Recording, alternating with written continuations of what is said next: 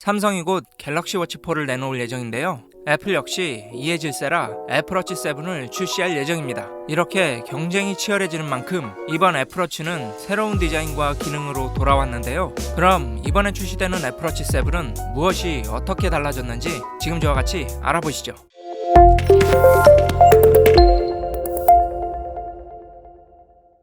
안녕하세요, TMI입니다.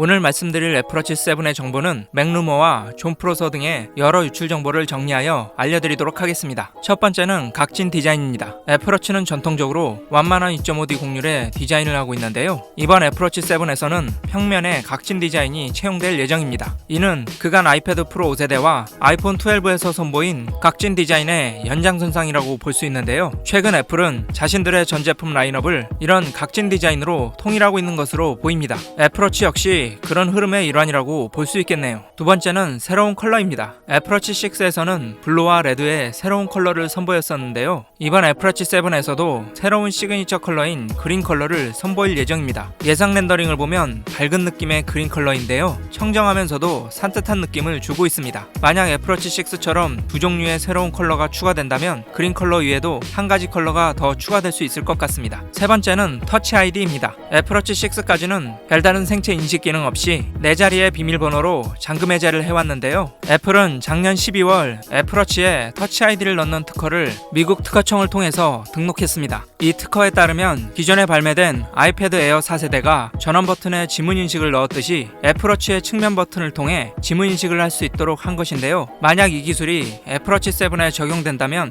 애플워치를 잠금 해제하거나 애플페이를 사용할 때 기존의 비밀번호 입력보다는 훨씬 편하게 사용자 인증이 가능한 것이죠. 네 번째는 혈압 측정 기능입니다. 혈압은 심장에서 혈액을 밀어낼 때 혈관 내에 생기는 압력을 말하는 것인데요. 이럴 때 혈압에 문제가 생기면 혈관이나 심장에 무리를 줄 수 있습니다. 이 혈압 측정 기능은 혈압의 비정상적인 활동을 감지해주는 기능으로 특히 고혈압 환자들에게는 매우 중요한 기능인데요. 애플은 이 혈압 측정 기능 역시 올 4월 달에 미국 특허청을 통해 등록했습니다. 이전에 갤럭시 워치에서 선보인 혈압 측정 방식은 외부에 커프라는 기기를 통해 조정하면서 이용해야 했지만 이 애플의 혈압 측정 방식은 좀 더 진화된 방식으로 커프와 같은 외부 기기 없이 단독 사용이 가능하다는 점에서 큰 의의가 있다고 볼 수 있겠습니다. 다섯 번째는 정신건강 도구입니다. 이 기능은 구글이 피피센스를 통해 선보였던 기술인데요. 피부 전기 활동 센서를 통해 스트레스와 신체 변화를 감지하고 사용자의 상태에 따라 명상 및 휴식 앱을 추천해주거나 피부 온도 센서를 통해 발열까지 확인해주는 기능입니다. 애플워치 7도 이와 비슷한 기능을 탑재할 것으로 알려져 있는데요. 사용자의 스트레스